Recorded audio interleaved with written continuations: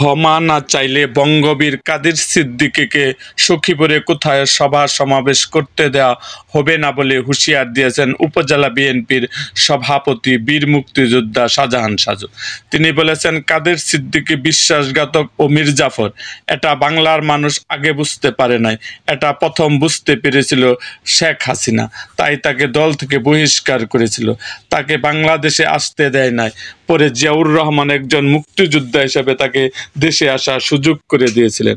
বিএনপির বিরুদ্ধে কৃষক শ্রমিক জনতা লীগের সভাপতি বঙ্গবীর কাদের সিদ্দিকীর বীর উত্তম করা মন্তব্যের প্রতিবাদে সখীপুরে গতকাল শনিবার রাতভর উত্তেজনা বিরাজ করছে।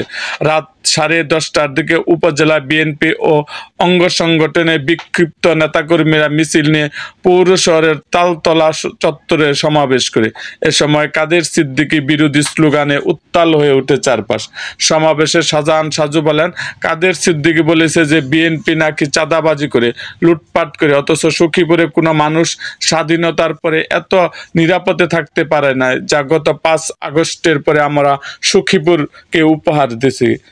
সখীপুরের সকল স্থাপনা প্রশাসনকে নিরাপত্তা দিয়েছে, পাহারা দিয়েছে। কাদের সিদ্দিকী ক্ষমা না চাইলে সখীপুরে কোথাও সভা সমাবেশ করতে দেওয়া হবে না বলে হুঁশিয়ার দিয়েছেন তিনি। শাহজাহান সাজু বলেন, কাদের সিদ্দিকীকে প্রতিহত করা হবে।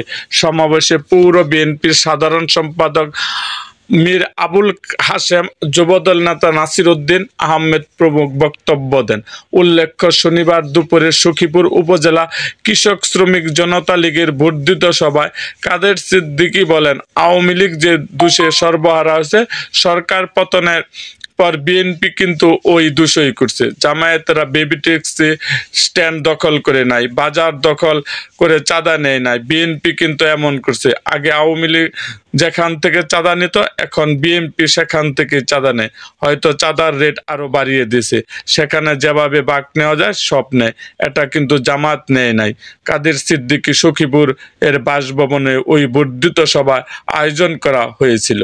এরকম আরো ভিডিও পেতে এবং রাজনৈতিক অঙ্গনের নানা ঘটনা ও ইতিহাস জানতে আমাদের মুক্তাগাছার ইতিহাস মিডিয়া ইউটিউব চ্যানেলটিকে সাবস্ক্রাইব করুন এবং পাশে থাকা বেল আইকনটি বাজিয়ে দিন।